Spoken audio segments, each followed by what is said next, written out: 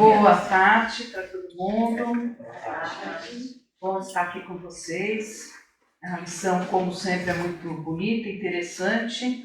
Espero trazer de uma forma que dê vontade de, pelo menos, a gente refletir, né, durante a palestra e depois da palestra. Que a nossa ideia aqui dentro da nossa transformação interior é que pelo menos uma das palavras que estejam sendo faladas e pensadas, refletidas, às vezes até inspiradas aqui, venha fazer sentido e que isso pode contribuir para que a gente dê um passinho para frente.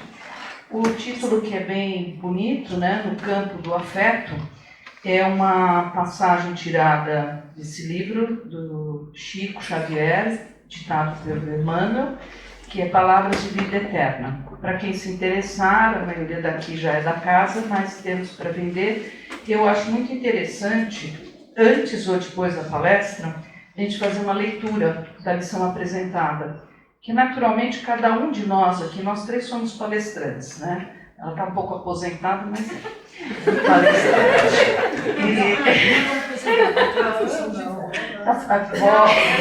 Vó palestrante agora. E aí, cada um de nós aqui tem uma visão. Quando a gente lê uma lição, cada um de nós vai trazer de uma forma. E é legal depois a gente ver que forma, eu falaria aquilo lá que a Adriana não falou, ela não trouxe tal ênfase, não dizer o quê. Isso aqui faz sentido, isso não. Então fica um estudo interessante e leve, porque também já conversamos. Então aqui para falar, essas lições sabemos que Emmanuel, ele se inspira numa passagem do Evangelho. A de hoje está numa carta que Paulo escreve aos Gálatas, e como nós sabemos, Paulo foi fazendo a igreja primitiva, nova, em vários lugares do mundo conhecido, naquelas regiões que hoje em dia é Síria, que é Israel, que é não sei o quê, e num desses lugares, né, esse povo de Gálatas, ele escreve uma carta, porque como a comunicação se dava dessa forma, ou via oral ou por carta, ele manda uma carta para essa jovem comunidade cristã que está com alguns problemas para florescer. E os problemas são que os cristãos novos, que já eram judeus, eles começam a pensar em voltar com as leis de Moisés. Então começam a ceder algumas coisas e começam a criticar outras. E a outra coisa é que eles também queriam mais liberdade. Então começa a ter umas questões morais que estão acontecendo por lá. Então ele escreve para isso, para essa finalidade de chamá-los para a vida de Jesus. E ele coloca, muito bonito, né, que ele fala assim, que Jesus é o verdadeiro amigo da humanidade. Jesus é inspiração para transformarmos o nosso ambiente afetivo em um oceano de paz e de consolação. E fala também que o Evangelho, sim, é uma fonte libertadora. E ainda ele nos convida a viver na comunidade cristã como irmãos universais. Então, já dá para entender que o recado dessa carta é extremamente profundo. Em cada um desses itens da carta, dá para ver o quanto tem para a gente refletir e o alerta para essa jovem comunidade. Aqui, Emmanuel, ele destaca só uma frase que está no capítulo 6, no versículo 7, e a frase é assim: tudo o que o homem semear, isso também se fará. Bom, vamos pensar o que é isso. Tudo que nós fazemos vai trazer uma consequência. Então, o que nós vamos plantar, né? Nessa linguagem da plantação e do ceifar, que é cortar, mas retirar, né? O que nós vamos fazer? Então, aqui, essa frase já traz um alerta de como eu tenho que pôr pensamento antes da minha ação. Eu tenho que realmente refletir. Eu tenho que ter aquele momento de poder pensar no que eu vou fazer, o que eu vou falar, porque uma vez que a palavra está lançada, nós sabemos que ela foi embora. E o estrago que ela faz, muitas vezes, é maior até do que uma dor física, porque a dor dentro de nós dói e dói muito. E o que está trazendo aqui, nós vamos recolher a mesma coisa, né? Nós vamos recolher depois, porque eu estou plantando isso e na hora que chegar a minha colheita, eu vou ter isso também. E aqui o Emmanuel então vai aprofundando. Ele coloca no primeiro parágrafo dessa lição. Opa, caiu a lição. Estou pegando aqui um minutinho. Obrigada, Carlos. Quase sempre ele põe: anelamos, que ansiamos, diversos e melhor por parte daquele que nos rodeia. Sim, a gente sempre espera que o outro tenha o melhor para nos dar, né? O tempo inteiro, incondicionalmente, sem julgamento, disponibilidade. E aqui no segundo parágrafo ele vai falar que nós queremos que sempre sejamos ouvidos, que sempre sejamos aceitos. Quando nós usamos um amigo, uma amiga, uma pessoa, e nós falamos às vezes coisas pesadas que nós fizemos, mas nós não queremos ouvir a crítica, nós queremos falar: puxa, é mesmo, mas também, né, serve muito para a gente falar também, né, a pessoa fez isso, outro fez aquilo, e nós vamos querendo, sim, nós vamos querendo que a gente tenha aquele colo de quando eu vou voltar lá para trás, quando nós éramos bebês, porque isso é uma posição do bebê, né? O bebê não faz nenhuma dessas ações, mas nós conservamos aquela ideia de sermos os amados incondicionalmente, de que nós sempre vamos ser atendidos imediatamente. No primeiro choro, vão analisar se a gente está com a fraldinha limpa, se a gente vai mamar, se a gente vai ganhar chupeta, se a gente quer colo, ou todas as nossas necessidades. Então, fazendo um paralelo, são todas essas necessidades, onde o Freud ele tem um artigo muito interessante que chama A Sua Majestade, o Bebê. Né? E é importante isso, nas condições ideais, nós temos que ser muito bem amados. Só que daí vai chegando, né? Então vai formando o nosso ego rudimentar, e chega um momento, né, que nós temos que sair desse egocentrismo, quando chega a realidade, que vai chegar de uma forma que de preferência suave, mas nem sempre a gente recebe tão suave, e que fala: meu Deus, eu não sou o único no mundo, papai e mamãe amam outras pessoas, meus avós e tudo, não é sempre na hora que eu quero, como eu quero. Conforme nós vamos crescendo, nós vamos vendo isso, inclusive nos põe na escola, e a nossa vida vai continuar de outra forma. E então vem a Joana de Ângeles, que é aquele espírito muito bacana, que tem toda aquela coleção de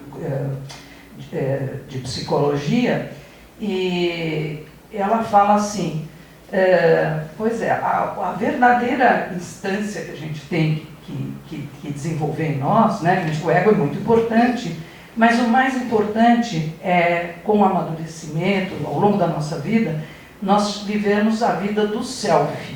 O self é um outro nome que se dá dentro da psicologia, que é o eu. É o eu verdadeiro. E esse eu verdadeiro, no espiritismo, é quem? O espírito. Então nós temos que encontrar realmente a nossa verdade, a nossa vida, que é a vida espiritual. E nós temos que, claro, saber que nós estamos aqui, estamos encarnados, nós temos uma missão aqui, nós temos uma série de coisas para fazer, e temos que desenvolver o nosso lado melhor, porque depois é o que nós vamos colher. E ainda ao longo da vida, então, o que vem aqui Emmanuel fala? Quem quer ter bondade, forma bondade. Quem quer ter amor, dá amor. Quem quer ter respeito, respeite. E ele vai considerando isso dessa forma, que é assim: a gente não tem que ficar esperando os outros nos darem. Eu acho que quando nós já chegamos num certo grau de conhecimento, nós temos sempre que lembrar, aqui no Espiritismo a gente valoriza muito a humildade. E não é a humildade de ser coitado, muito pelo contrário, é de ser o mais sábio. Aquele que é humilde é o mais sábio, porque ele entendeu como a vida é uma vida muito maior do que essa vida de experiência que a gente tem no cotidiano, de que poucas coisas possam nos enlouquecer, poucas coisas possam tirar a gente do sério, poucas coisas podem fazer que famílias não se deem mais, que não se falem mais.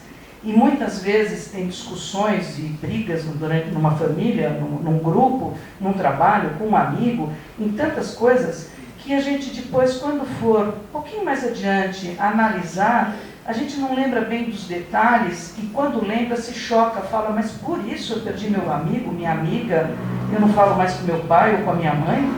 E a gente fica muito impressionado com o que a gente pode fazer. E o Emmanuel aqui então traz essa ideia, né, que Jesus já falou do oceano de paz, Paulo fala disso, né, Jesus como oceano de paz, que isso a gente vai recolhendo ao longo dessa experiência e dessa transformação interior, mas essa valorização do que a Joana trouxe. É cada vez mais a gente compreender a grandeza que nós vivemos. Nós vivemos muito mais do que o que a gente pode imaginar. E a nossa missão de uma vida que não se termina aqui e que então a gente vai para uma outra dimensão, onde que aqui é a oportunidade. O que nós perdemos de oportunidade aqui, se repetirá numa outra encarnação. Então nós vamos ter que vir, talvez, no mesmo grupo familiar, vamos ter que vir com algum outro problema até maior que nós temos hoje, que nós precisamos ultrapassar determinadas coisas para o nosso espírito evoluir. E eu achei muito interessante que então aqui vem essa ideia da ação e reação, e isso tudo no campo do afeto me remete muito ao campo o afeto me chama muito para, não é sinônimo, mas eu acho que está no mesmo grupo. O afeto é aquele precursor da felicidade, né? É um campo da felicidade que a gente vai viver. E a gente pode escolher. Problemas, como a gente estava falando, todo mundo tem. E a gente sempre pensa, como eu vou passar por esses problemas. Acho que até uma frase do Chico, né, Carlos, que fala de como a gente vai passar pelos problemas.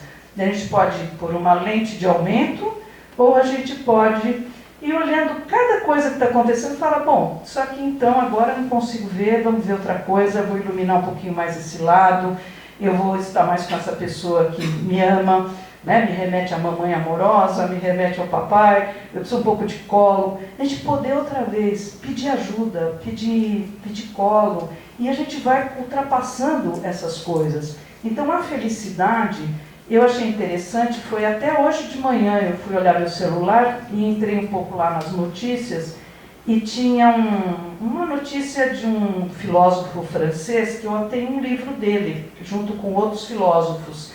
Esse é do Mathieu Ricard. Eu não sei se vocês já leram, é O Caminho da Sabedoria, esse livro. É um livro super interessante, onde esses três filósofos se reúnem numa casa, eu acho que é no Canadá, eles vão ficar num lugar assim de floresta, bem isolados, e é para conversar sobre a vida, né? É conversa entre um monge, um filósofo e um psiquiatra sobre a arte de viver. Banalizada essa palavra, mas viver é uma arte. Viver bem é uma arte premiada, né?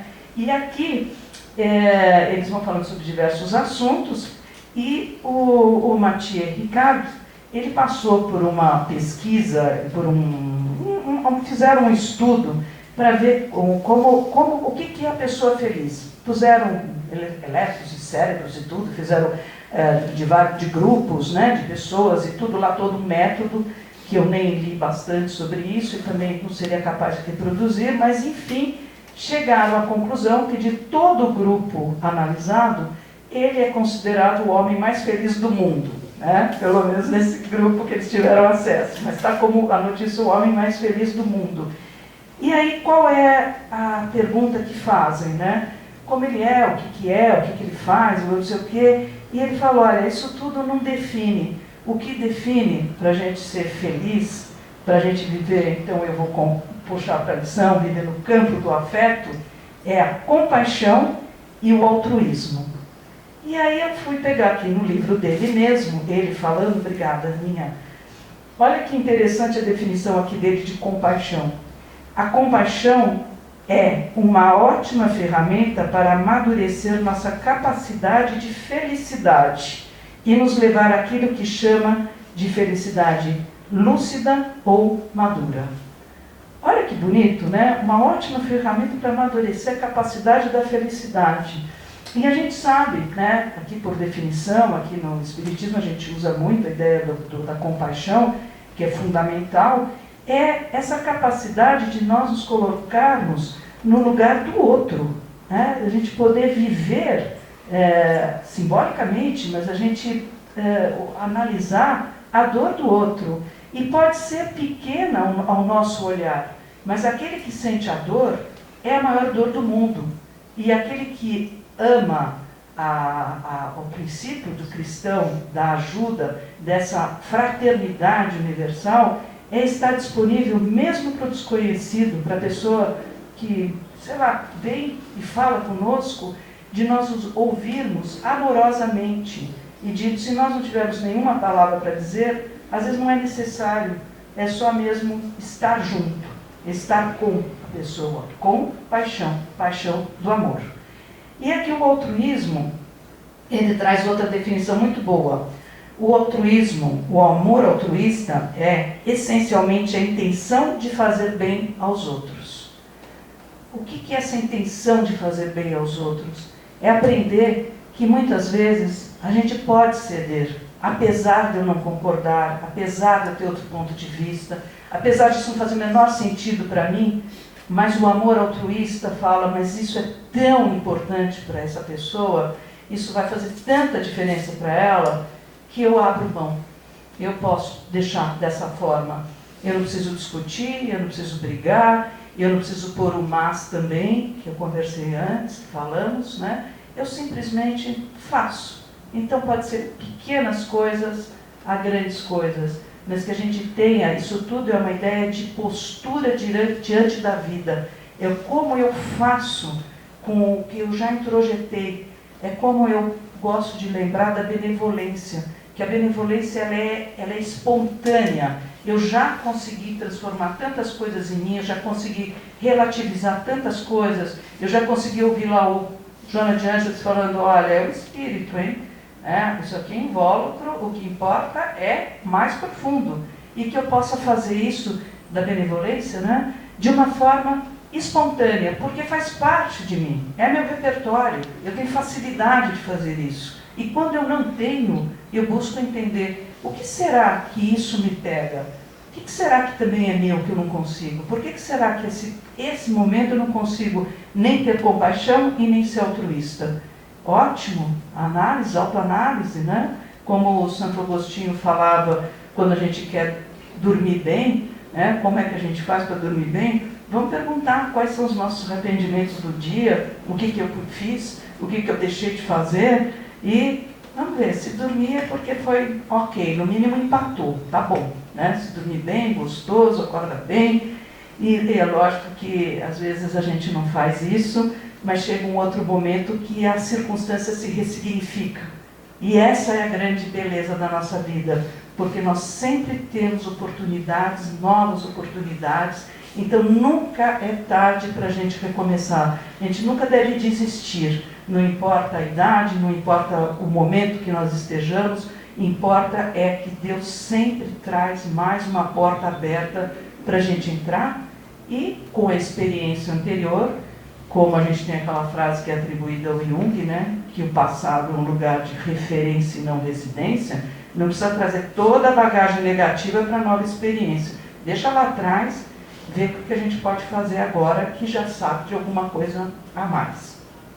Pelo horário aqui, eu vou falar mais uma coisa que eu achei muito linda, que nós estávamos falando, não, está no meu celular, nós estávamos falando da felicidade, e a lição seguinte no meu livro, não esse livro aqui que está desmontado, tem um outro livro, a lição chama-se Para Ser Feliz. Também uma lição do Emmanuel, está num livro que a gente não costuma usar tanto, chama Reformador. Então, olha que bonito, né? Vamos pensar em felicidade, como eu quis trazer para esse campo, né, do afeto, do amor, da alegria. É todo um combo, né, de coisas boas, gratificantes e que faz que a vida fique bem mais gostosa, né? A arte de viver fica realmente bonita. Para ser feliz, confie em Deus. aceita no dever de cada dia a vontade do Senhor para as horas de hoje. Não fujas da simplicidade. Conserva a mente interessada no trabalho edificante. Detente no lado bom das pessoas, das situações, das coisas. Guarda o coração sem ressentimentos. Cria esperança e otimismo onde estiveres. Reflete nas necessidades alheias, buscando suprimi-las ou atenuá-las. Faze todo o bem que puderes em favor dos outros, sem pedir remuneração. Auxilia muito, espera pouco, serve sempre. Espalhe a felicidade no caminho alheio quando seja possível. Experimentemos semelhantes conceitos na vida prática e adquiremos a luminosa ciência de ser feliz. Aqui tem uma mensagem maravilhosa dessa lição, que eu acho que ela resume a nossa conversa. E também, não por acaso, eu tinha escrito de lembrarmos de que essa lição é uma lição que a gente pode falar assim, dando que se recebe, né? E aí sempre me vem a oração, que é de São Francisco, né? Que a gente pede para nós sermos um instrumento de Deus, né? O instrumento da paz, do amor, do perdão, da união, da fé, da verdade, que a gente possa consolar, que a gente possa ser alegria, que a gente possa ser luz para os outros, e que a gente prefere ter mais essa ação ativa de poder estar consolando, dando amor, dando alegria, dando paz ao outro, do que a gente recebe. Então fica aqui isso tudo para a gente pensar, e desejo que nós todos nos tornemos artistas de uma vida muito feliz para nós e para todos. Obrigada.